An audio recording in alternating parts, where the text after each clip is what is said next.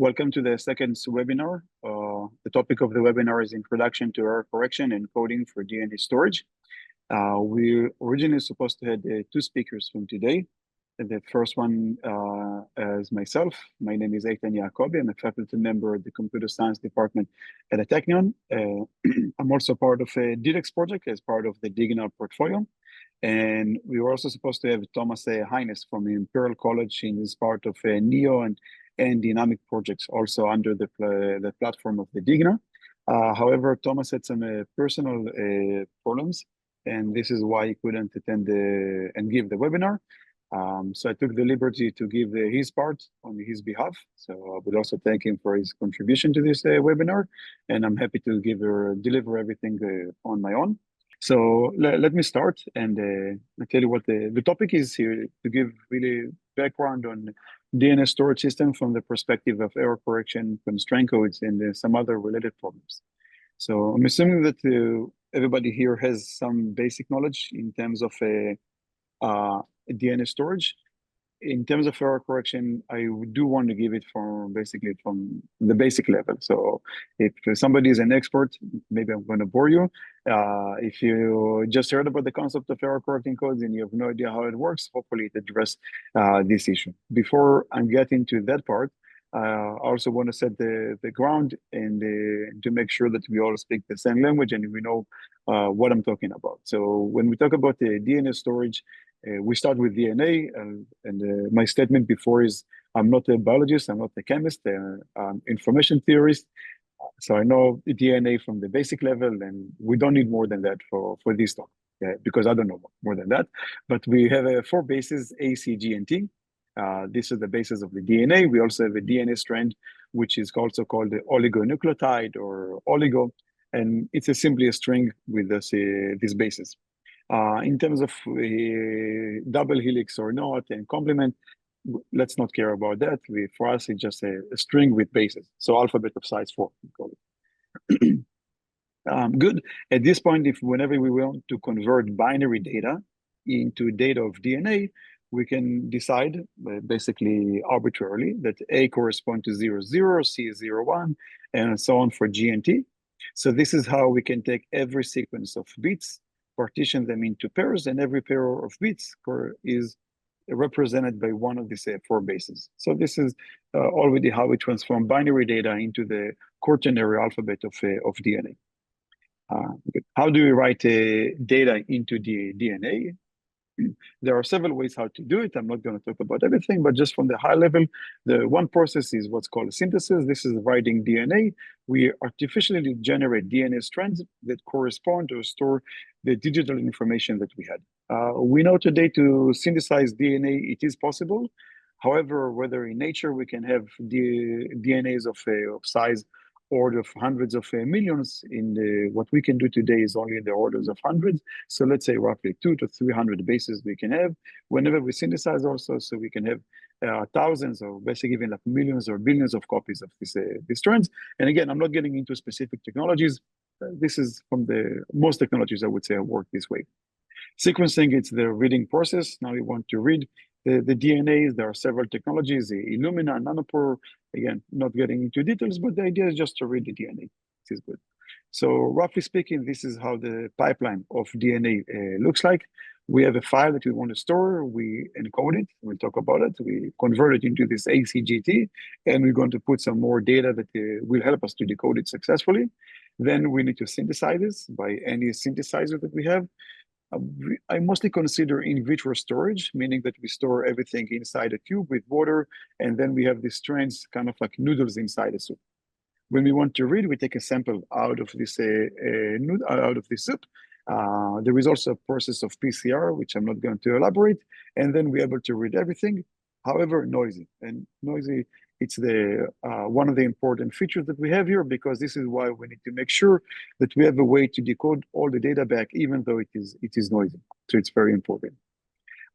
Maybe 2 more features that we are important to say here. When over the strand themselves, there are also what's called primers at the beginning, at the end. They're mostly used for the enzyme during PCR to kind of like a magnet to take these strands out. And since everything is stored out of order, Usually it doesn't have to be, but the common solution is to put another index into the strand. So whenever we read a strand, we know whether it's strand number 1, 2, 3. So some of the 200, let's say, bases that we have are already allocated towards the primer and the index. Sure. So this is the picture that we have. So assume that I did my math and I have a file and I wanted to synthesize the file into 10,000 strands. So the 10,000 strands are the 10,000, let's assume that there are 10,000 points here. And we synthesize, we read back, and then from each one of them, we're going to have several copies. But all copies are going to be noisy. And when they are noisy, so we need to see what to do. So the first case that we need to do is to cluster them. So we need to say all of these strands came from strand number 1, all of this one from strand number 2, and so on. I'm not getting, there are several ways how to do it, really nice algorithms. You could use the index for that clearly, but if the index is noisy, then it's not so good. But after we cluster them, then this is the decoding part. Starts one process is to already take multiple noisy copies of what we have, and I'll talk about it at the end and try to estimate what this trend is. And then we also need to correct more errors. So what are the typical errors that we see in DNA today? The typical ones are either substitutions. So substitutions means we want to synthesize, or once we read back, we wanted to have a C and then we see a G. So the base itself is substituted, it's flipped from one to another one. There is also the concept of a deletion. So in deletion, what happens? This T completely disappears. It's not a question mark. It's not that we know where we had this deletion. It completely disappears. If we wanted to synthesize, for example, we wanted to synthesize a T, but the T completely disappears and we don't see it. So instead of getting 8 bases, we're going to see only 7 bases. On the other hand, the other extreme of deletion, we have an insertion. So insertions means that now all of a sudden a new base enters. I wanted to synthesize here G and then a C, but instead of that we had a G and then another T entered into the picture, and then we have the C here. And the type of errors are very important to understand, because all the algorithms and the code that we need to design depend on that. So it's important to know what's happening. And the errors could occur either during synthesis, PCR, or sequencing. I put here some plots, and just to see that we verified in some previous experiment that indeed this is what we see. So these are the error probabilities. There are deletions, insertions, and substitutions, also based on location. And this is just a quick summary of previous work, what have been done in terms of code that have been used. I'm not getting into details because what I mostly want to talk about is error correction codes. So we know that it's very important in every communication system to add an error correction code. Sometimes it's abbreviated as an ECC. And the idea is that in every way, whether we transmit information or we store information, we read it back, which is transmission in time, not everything works perfectly. So for example, in DNA, some of the data is corrupted, but we still want to make sure that once we have some information, which we want to transmit, convey, store, and read back, we need to encode it. So we add some redundancy. So if, for example, I had, say, 1,000 bits and some of them are going to be noisy, I'm going to add maybe 50 more, 100 more, 200 more. It depends clearly on how noisy it is. So even though there is going to be some noise here, I will be able to decode the information that we had. So the idea is that we took the information, we encode, we had some redundancy. Now we read corrupted version of the data. If everything is corrupted, we have nothing to do, but mostly it happens that we have, small number, I would say, of errors. And then there is a decoder that reads the information with noise, redundancy, which could also have noise, and decode everything. And hopefully we're going to see the data, the correct data. And this is the basic task of an ECC. Now this field has been studied for many years. One figure of merit, which is very important, is we want to be very careful of how many redundancy bits we're going to add. So code rate is the ratio between, say, 1,000 bits of information to 1,000 plus, say that I'm going to add 100 more. So it's going to be 1,000 divided by 1,100. So 10 over 11, and this is the code rate. Clearly, we want to minimize the number of redundancy bits because this is not information. We pay for that for nothing. But we also need to make sure that we are able to correct the errors. So BER corresponds to bit error rate, and there is a clear trade-off. If the bit error rate is higher, the rate is going to be smaller because we need to have more redundancy. So there is a clear connection between the higher bit error rate, smaller rate. And then there is also another figure of merit, which is important when you design code, is complexity. Because even if I'm going to give you the best code ever, but the decoding time is going to take forever, let's say exponential complexity, it's useless. I have nothing to do with it. So there is basically this triangle here between bit error rate, and complexity. And there are many error correction codes that have been used. And basically all of these codes that have been developed in the literature in the area of information theory were specifically or mostly designed for what's called substitution errors. So bit flips or even symbol changes. Barely, there are not a lot of work which consider the problem that we face today in DNA, which is insertion, deletions, and substitutions. And even as of today, I would say it's still an open problem. What are the best codes that one can have? So it's important to know what codes to be used. Also to complete the background here. So this area started by a famous work by Claude Shannon from 1948. This is the father of information theory. It's called Mathematical Foundation of Information Theory. And the idea is to really set the mathematical foundation for the area, for the theory of communication. So communication, either we transmit information from place one to place B, or we store it at time A, we read it in time B, and some of the data is corrupted. So this is the idea, and basically we can define a channel. So the channel tells us, and one of the classical channels is what's called the binary symmetric channel. So the binary symmetric channel, we transmit, say, bits, zeros and one, and every bit can flip with some probability P. Let's say P is 0.01, for example. So 1 out of 100 bits is going to be flipped, is going to be erroneous. And one of the basic questions that has been asked here is to say, assume that I want to transmit 1 million bits, and every bit is going to be flipped with probability P, let's say it's, again, a 10 to the minus 2. How much more data, how much more redundancy should I transmit on top of 1 million bits, such that with high probability, because everything is probabilistic here, I will be able to decode the information that we had. And this problem actually has been studied in terms of limits, but to design a specific code for that, since the famous work of Claude Shannon, it took about, I would say, 60 almost years to find what's called capacity achieving codes that actually solve this. And this is the case when we have probabilistic channel, what's called. Every bit can be flipped with some probability P, but we can also think about what's called combinatorial or adversarial channels, in which somebody tells you you're going to transmit 1 million bits, but at most 10 of them are going to be flipped. And then what is the best code that one can have? So what is a code? In general, by definition, a code is a set of vectors over the space that we are working on that satisfy some constraints. So for example, one famous code is what's called a repetition code. Here it's all binary vectors of length 2, such that both bits are equal to each other. So it's a set of vectors. It doesn't have to be all vectors. It's a subset which satisfies some constraint. The constraint here is all vectors of size 2, in which the 2 bits are the same.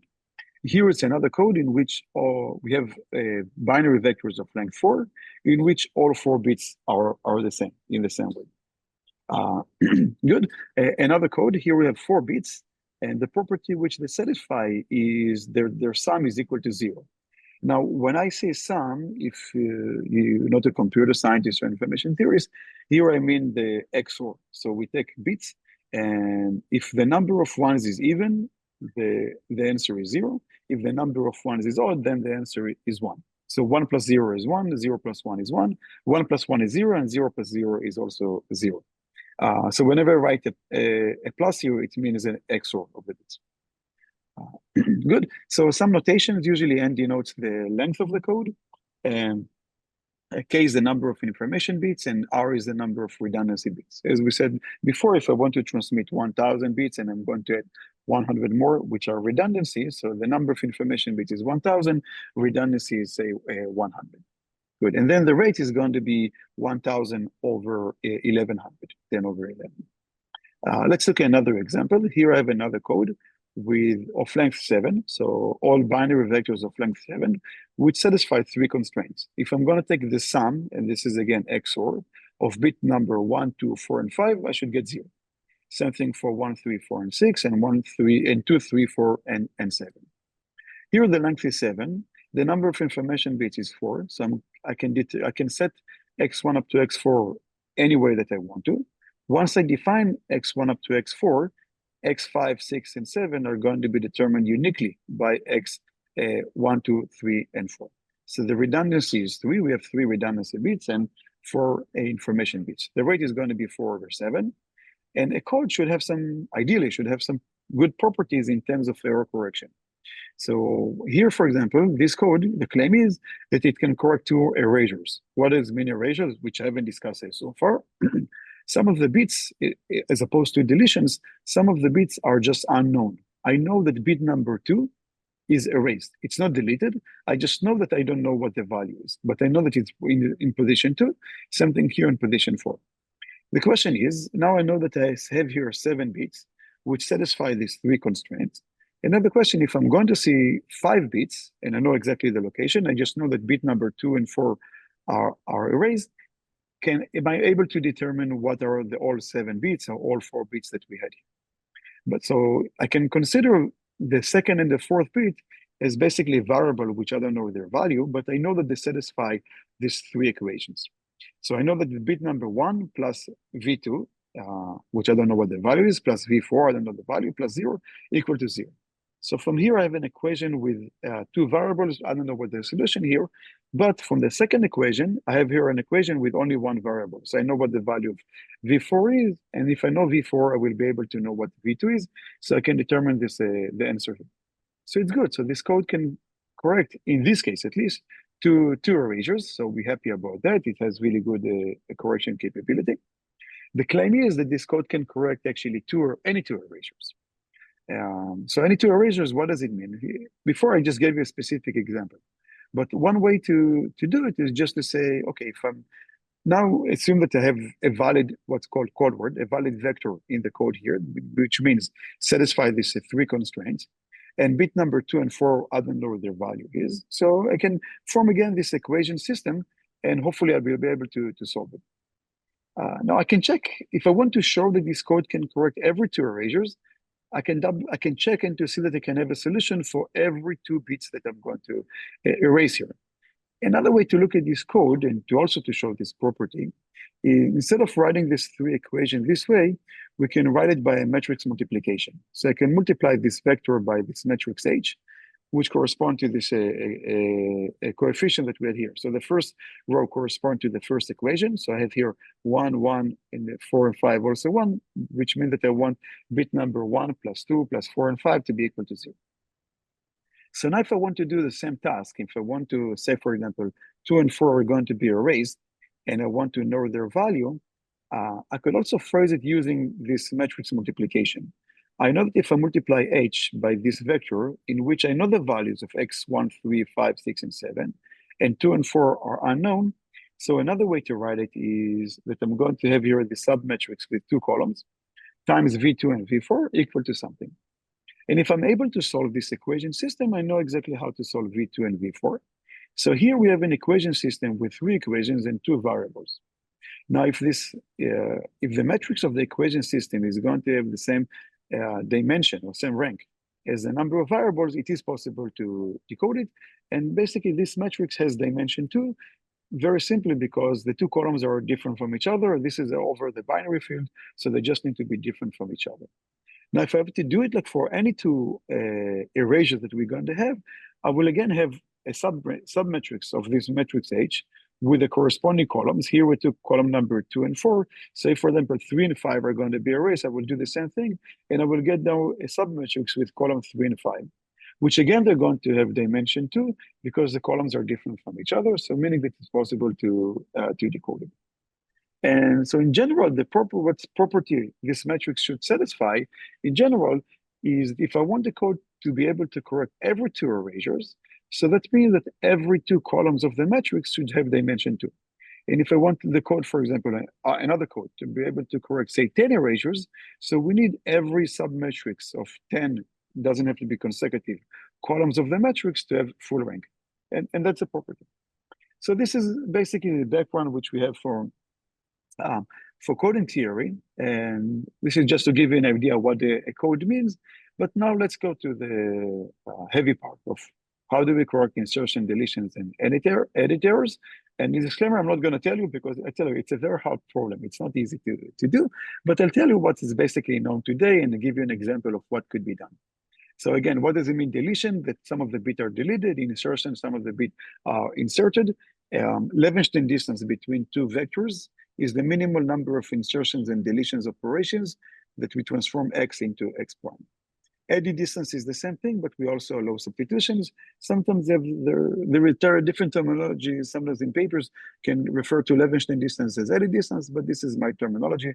It doesn't have to be the compulsory to everybody. There is also the concept of subsequence and supersequence, mostly for the sake of insertions and deletions. So for example, y is a subsequence of x if I can form deletions in x and get y. And there is also the concept of a least common subsequence. So if I'm going to take x and x prime, I want to find a subsequence of maximal length, which is going to be a subsequence of both of them. And that's called the longest common subsequence, or the size of it. It could be more than one. And again, these notations are heavily used in the area of insertions and deletion. This is why I introduced them. There is also a nice connection between the Levenshtein distance between two vectors and the absolute value means the length. So it doesn't have to be the same length. So it's the Levenshtein distance between two vectors is a summation of the two lengths of x and x prime minus 2 times the size of the LCS. Good. So what does it mean to have a code that corrects, for example, say 2 deletions? If I want to have a code that can correct 2 deletions, what it means is that every vectors which we transmit, we need to make sure that if we had 2 deletions in one vector and 2 deletions in another vectors, we're not going to get the same thing. Because if we're going to get the same thing, I will not be able to determine whether the code word C or C prime was deleted. So this is why we like to define what's called the deletion ball or error ball that we have here. Or here it's actually a sphere because you fix the number of deletions. But by definition, a code can correct, let's say, 1 deletion if and only if I'm going to take all possible code words that we have. For each one of them, I'm going to look at all possible vectors that I'm going to see if I had 1 deletion. And all of these deletion balls have to be disjoint from each other. And again, if they are not disjoint, if C and C prime, I can form here 1 deletion, here 1 deletion, and we'll get the same thing, I'm not able to determine whether I transmitted C or C prime. So a code is a T deletion correcting code if and only if the T deletion balls or spheres are going to be mutually disjoint for every possible code words. Same thing for insertions, in which we look at the insertion ball, and the same thing also for the edit ball. And edit here means that we have at most T either insertion, deletion, and substitutions over the transmitted word that we had. One actually nice property is a code can correct 1 deletion if and only if it can correct 1 insertion. And the same thing goes for any number of deletions and insertions. So a code can correct any T deletions if and only if it can correct any T insertions. And it's actually if and only if it can correct any combinations of at most T insertions and deletions. It's a property that Levenshtein showed in 1966. It's a very nice one, which can be shown, for example, by induction. Good. Now, studying the size of these balls or spheres, it's a very nice combinatorial problem by itself. Now, let me start actually with deletion. So if, for example, I transmit this word 10011, I can have a deletion at each one of the 5 bits.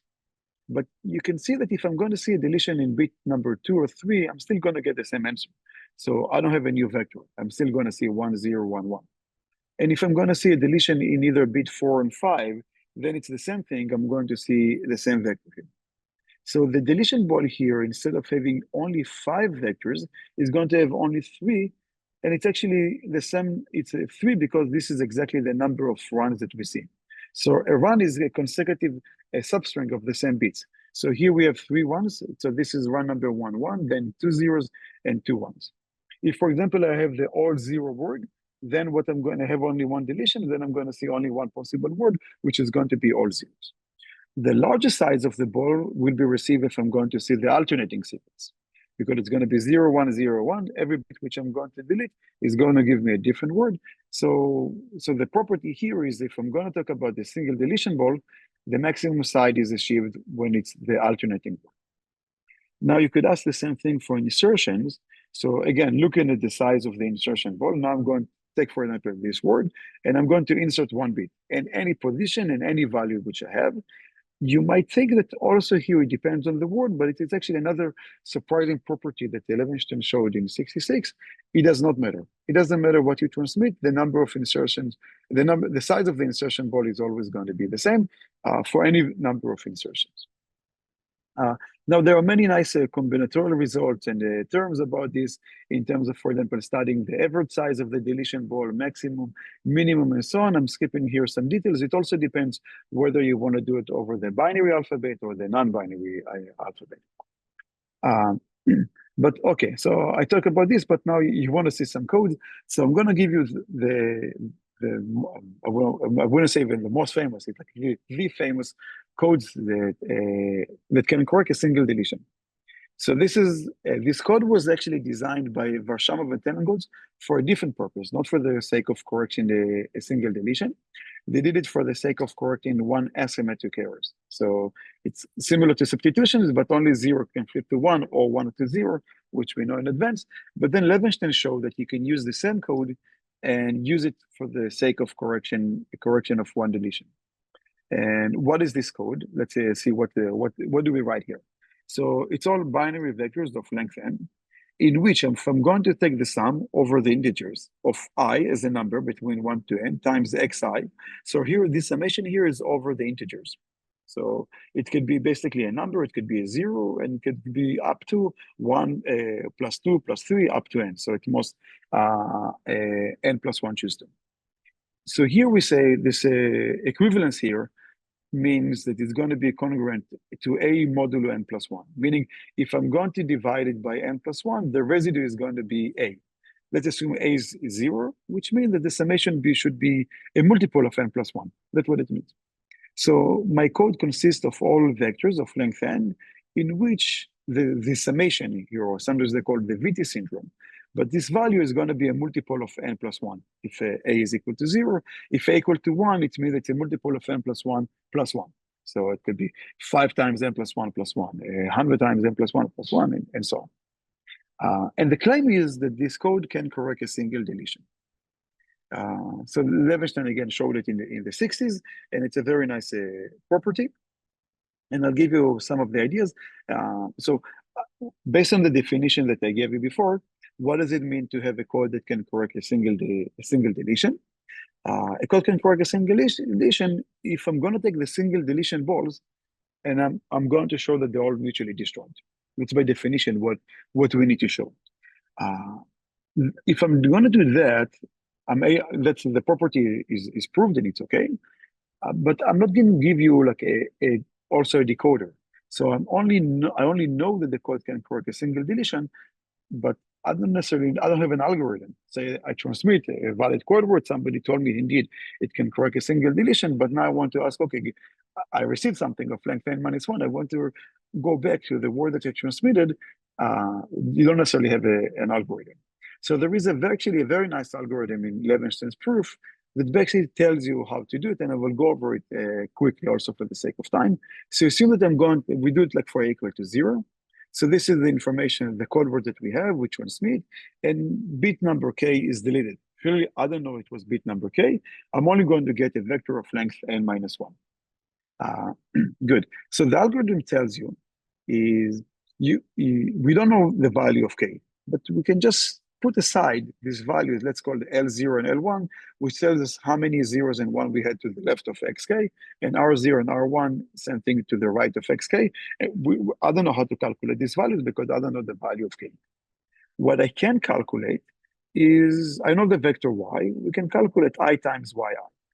So by doing that, what we do know for original vector I times xi equivalent to 0 modulo n plus 1. So if you're going to do the same thing, I'm skipping some details here, you're going to get the value from the residue by n plus 1. It's going to be n plus 1 minus k times xk minus r1, but I don't know clearly k, I don't know xk, and I don't know r1. But what we can determine is, if the value of xk is going to be 0, then this value is going to be at least n plus 1 plus the Hamming weight y. Hamming weight of y is how many ones we see. And this we can calculate. So this sy congruent residue with n plus 1 we can calculate, and we know the Hamming weight of y we also know. So there is a criteria that basically checking this value that we have, whether it's greater than or equal to n plus 1 minus the Hamming weight of y, or less than that, can help us to determine whether the value of xk, the diluted bit, it's either 0 or 1.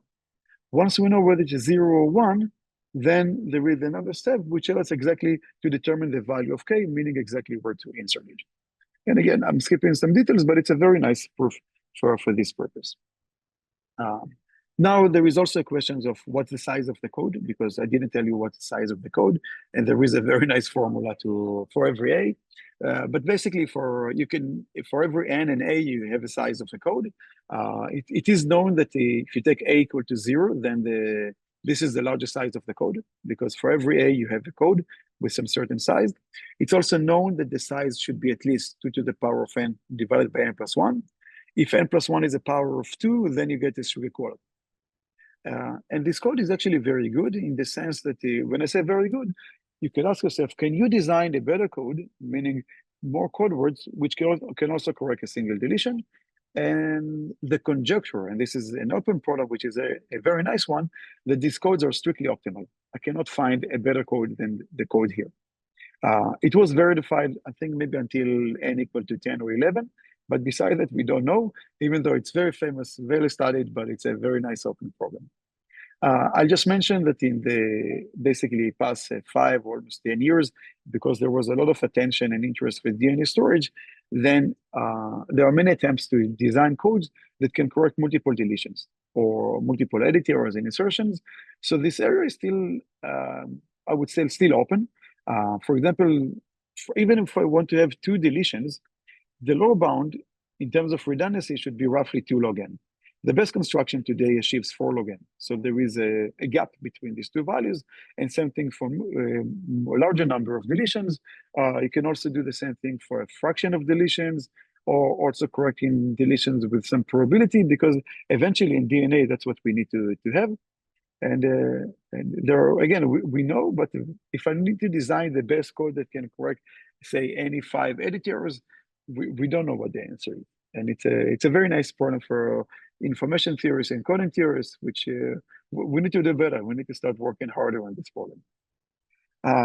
Okay, so this was the second part. I want to move to the third part of this talk, which the idea was to talk about the constraint codes. Constraint codes are very important in DNA because we know that in DNA, you cannot store or synthesize any sequence of this AC, and GNT. So some of the, I would say, 3 typical constraints are the one that we don't want to see long homopolymers. Long homopolymers, we don't want to see the same base repeat itself, maybe say more than 3 times. And there is also the concept of balanced GC content. So whenever we store something, we want to make sure that the ratio between how many G's and C's we have is roughly 45 to 55%. There is also, for example, secondary structure, so not 2 windows are reverse complement to each other, so we don't want the DNA to fall. And there could be even like more constraints. And the question is, in general, assuming the user gave you some data, and at the beginning I said it's very simple. I can convert 0, 0 to A, 0, 1 to C, so on for G and T.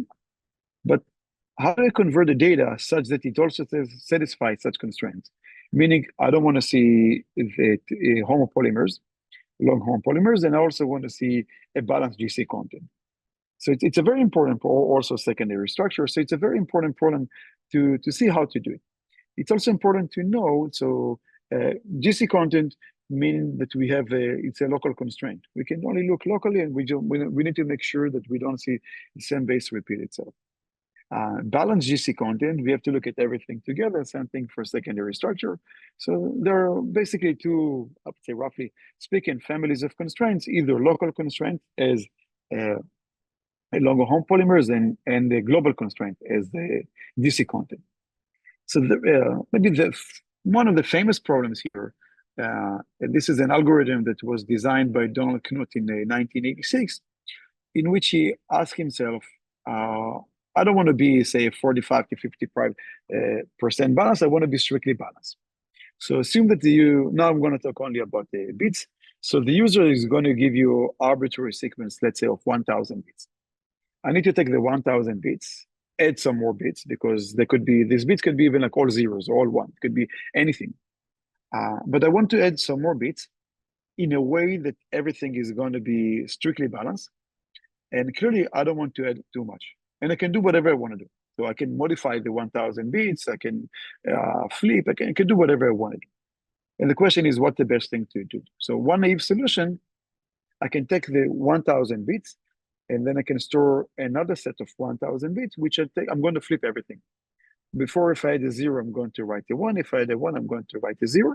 So the same number of, the number of 1 which I'm going to see is going to be 1,000 minus what we had. So if, for example, I had 400 ones in the 1,000 bits, once I flip, I'm going to see 600 ones, and then together I'm going to see 1,000 ones.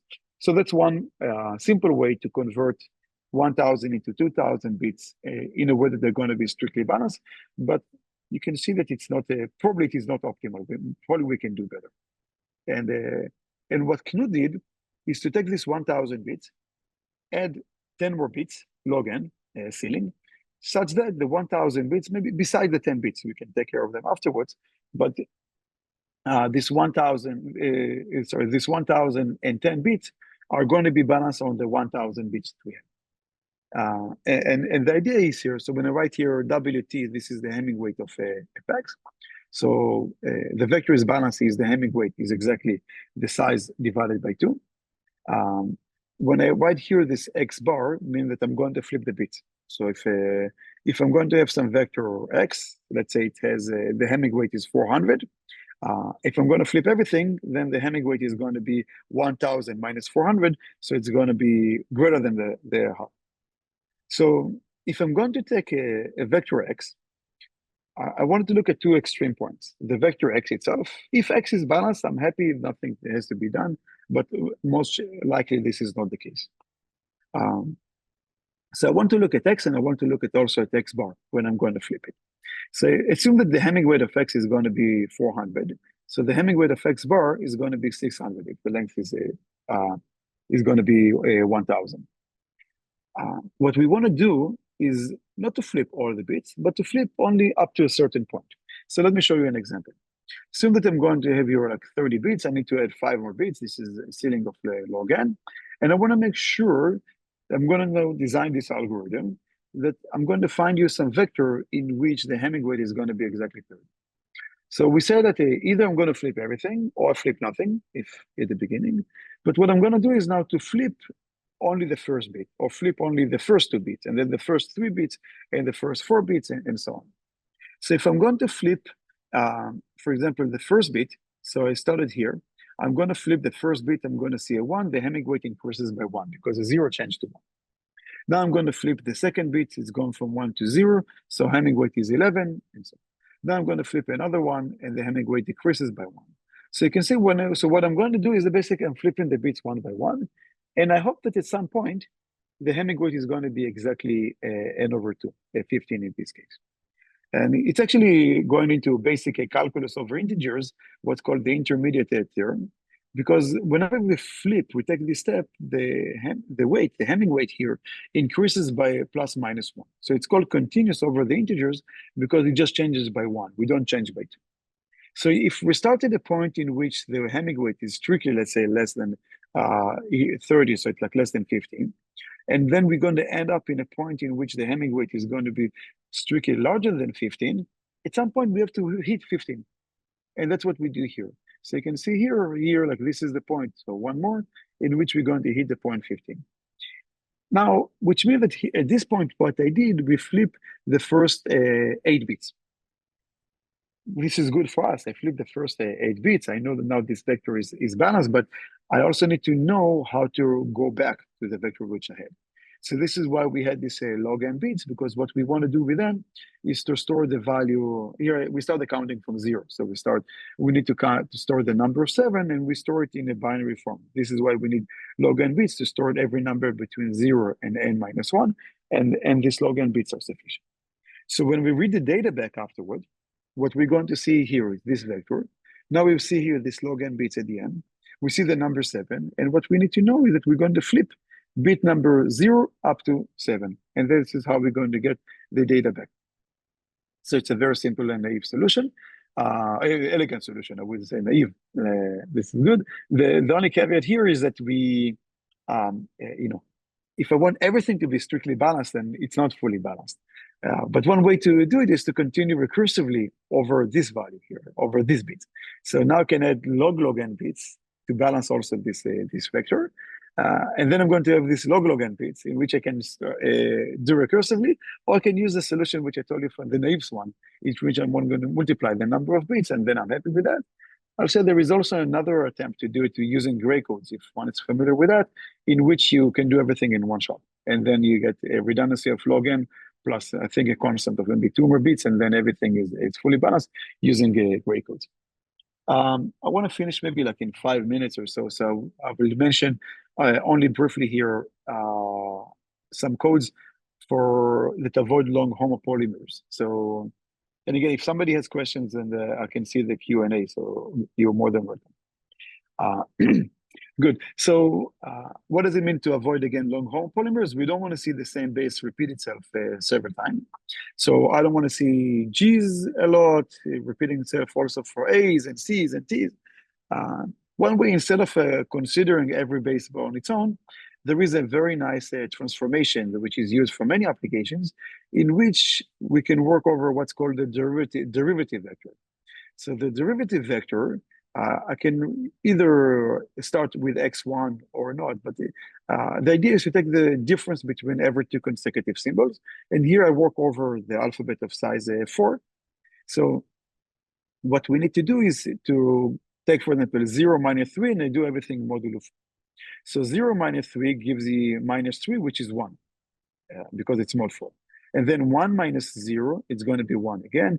3 minus 1, it's going to be 2. 1 minus 3, it's going to be 2. 2 minus 1, it's 1. 2 minus 2 is 0. 2 minus 2 is 0. And here the property, this is why we like to do it, because if you have a homopolymer, when you take the derivative vector, you're going to see a bunch of zeros. So then, instead of saying I want to restrict and to eliminate all consecutive of zeros and ones and 2 and 3s, it's equivalent to just say, let's work over the derivative vector, and let's make sure that it doesn't have too many zeros in a row.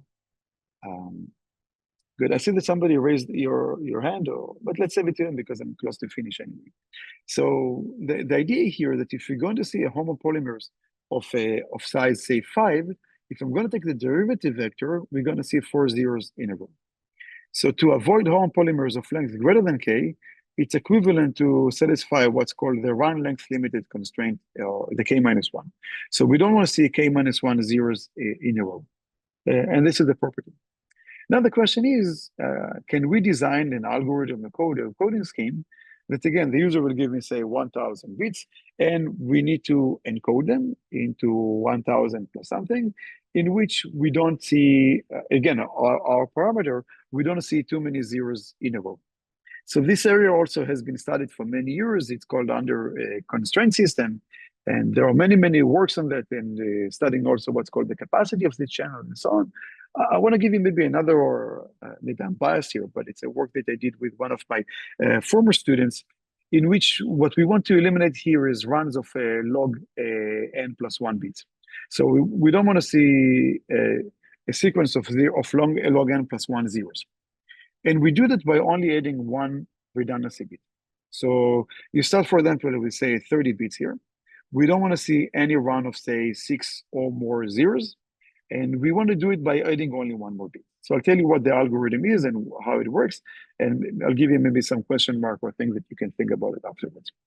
The idea here, we add 1 more bit here. This is the 1. And we're going to scan the vector from left to right. If we don't see 6 zeros, we're happy. So, we go to the next one. So it's kind of like a sliding window. And then the first time in which we see a 4, we see 6 zeros, we flag. And then we say, here there is a sequence of 6 zeros. It's not good for us. If it's not good, let's remove it. So we just take it out. Good. So now it's kind of, we compress the vector itself. This is good, but at the same time, we lost information because I need to go back. So we lost information. What now we want to write here is the number 4, because we said in position number 4, we took out 6 zeros. We don't need to say how many zeros because we work over blocks of 6 zeros. And then we're going to write a 0 here. This is a delimiter here. At the beginning, we wrote a 1, and then we wrote a 0. So now I can do the same thing. And every window that we had, say here, we had another window here that we saw this 6 zeros, and here there is another one. So I'm going to add these blocks, and whenever I saw this chunk of 6 zeros, we take them out, and then we're going to write the index with a 0 here. And the claim is that this vector does not contain any sequence of any string of six zeros. Clearly, you can see that it's good. Why does it work in general? So in general, it works because over this part here, it's all good because we removed everything. The question why it also holds over this part. And the second question also here, can we go back? Can we go from here to here? So going back is maybe easy. Whenever I see a 0, I know that I took a block out, so I need to put the zeros here. I see another 0, I took another block out in this position. I see a 0, I took a block out. If I see a 1, I'm done, and that's all. Good. So the unique decallability is very relatively simple. Why actually things are going to be good? So we said in this part of the information, it's all good. Here we had a 1, so everything on this part, it's also good. Every vector by itself here, we don't write all zeros, so we start with the value of 1. So these are all going to be less than 0. The only problem here becomes what happens if I'm going to take a subsequence over here. What guarantees that we don't see 6 zeros here? And this property I will leave as a homework task if you want to show it. Good. So this is basically the idea. So there are more constraints that have been studied in literature. I'm going to skip again details. Maybe other thing which I want to mention that we started with DNA and then we said we're going to have many copies per every information strand that we had. And then there is a problem of what's called, for example, trace reconstruction. So you transmit some vector over multiple channels. Each one of them is going to give you errors. The question is how do you accumulate everything? So we have many noisy copies of the same strand, and we're able to decode the information. So this is a very interesting problem by itself. Skipping here some details. And another framework here is to say, again, we had, say, going back to the picture of DNA, we had, say, 10,000 strand that we started with. So many of them are going to be error-free because we had enough copies and be able to decode everything. But maybe some of them we didn't read at all. And maybe some of them are going to be partially noisy. And then the question is, how do you design the code such that we take we know we're going to have 10,000 oligos. Maybe 95% are going to be error-free. It's all good. Maybe another 4% is going to be slightly errors, and 1% we didn't see anything of them. And so how do you design code for this? While the errors could be insertion, deletion, substitutions, again, a very interesting problem by itself. Good. So I think it's a good time to wrap up and to see that I hope, again, if you're familiar with error correction, maybe you still learned something new. If it's completely new for you, I hope that you know some of the basic and the idea how to design codes and what it means in terms of error correction and also constraint codes. I would also like to thank Daniela Barlev, who is my former PhD student, and Omer Tzabari, who is my student who helped me a lot with this slide from a different version that we had. Also for Thomas Heinis, that again apologized for not being able to participate and deliver his part of this webinar. Also, thank you for Robert Grass and Zohar Yachine for organizing and handling this webinar together with Fulvio Berardini. And also thanks a lot for Margarita Schladeger for making everything happen here and helping with everything. You also learn how to do share screen in a very nice way. So really thanks a lot. And as always, thank you for the European Union for their generous support.